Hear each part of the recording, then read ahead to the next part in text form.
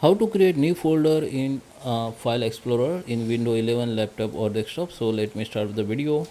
So just open your File Explorer like this. Okay, so this is my home, this is my desktop icon, all this is my all downloads and document sections, and this is my computer where we have drive. This is my window drive where we have install our Windows 11 software. Okay, and here the local tree, which is another drive where we can save the file. So here we have File Explorer and many folders we have. So select your folder where you want to create uh,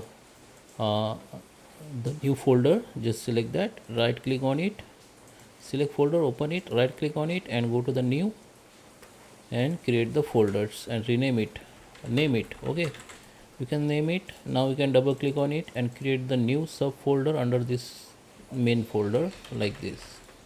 Okay, so this is my new main folder, this is my subfolder. If I open it, you can see this is my main folder, this is my subfolder. Now if you want to change your name, just select that, hit the F2 and change the name and hit the enter, or you can simply right click on it and go to the rename.